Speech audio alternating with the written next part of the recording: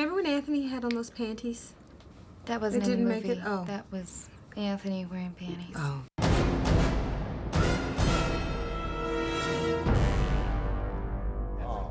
Cut. What? No. What the hell happened there? Well, not many people know that Scary Movie 3 is based on William Shakespeare's The Tempest. Our enemy has yet to reveal himself. So we had a really strong template when we started. Now, we did have to go pretty quickly, and we did tend to diverge a bit from the Bard's text. What is you still doing here for? But we had to put it together really soon. It wasn't all written from the beginning.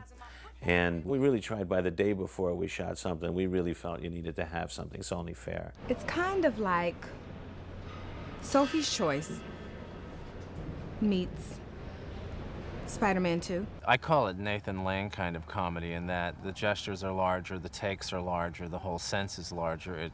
It's sort of a Georges Feydeau, Flea and her ear, farcical thing. Yeah, this is a combination of The Pianist and My Dinner with Andre.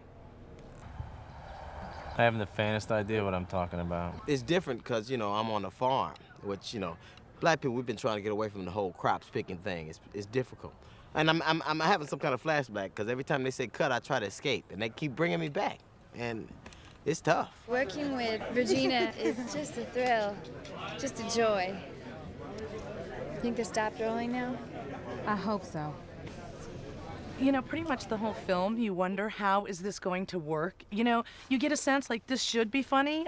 When I'm reading it, I can't understand how it's gonna be funny.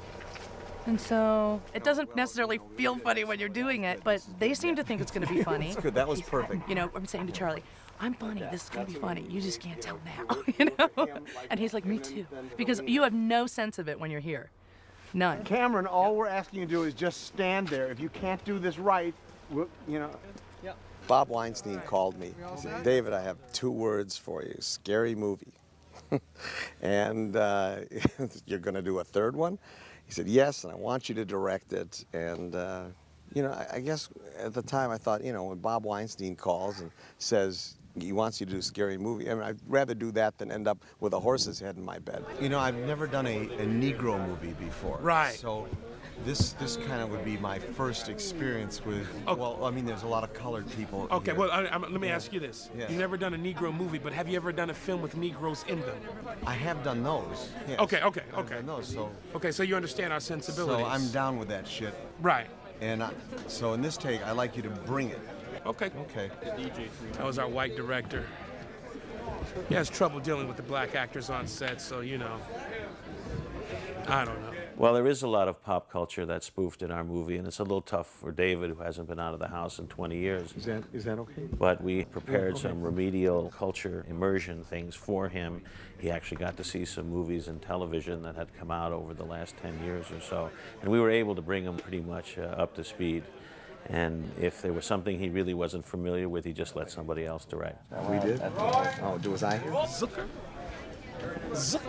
A lot of times on the set, David is really hungover and needs to, stay in the shade or stay back in Video Village and doesn't really have the energy to get to the set. Stuart, are you all right? So I try to help him out, and the actors, for the most part, are pretty understanding. And we really try to wake up David before we finish shooting a scene just to show him what we have. Let me just watch playback here with David. And he appreciates it.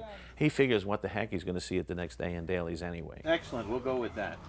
Are you happy with that? Did you want the alien? Cut! Excuse me. I am Orpheus. I'm the prophet who will lead all of humanity.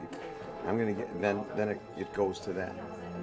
Instead of, you were saying... Huh? He's not a really bright guy, but he's a sweet guy and a sincere guy. He's kind of inept and doesn't know what's going on, but I dig him anyway. Well, it's interesting and kind of hard to describe what the boundaries of our humor are. And there's some things that, someone else might think, hey, that's not funny. But we try never to get stuck in terms of our perception of what's funny and what's not funny. We have a big responsibility in that the movie, the movies and the thing and this has been so long, our schedule. I don't know. Yeah, okay. That's all I'm saying.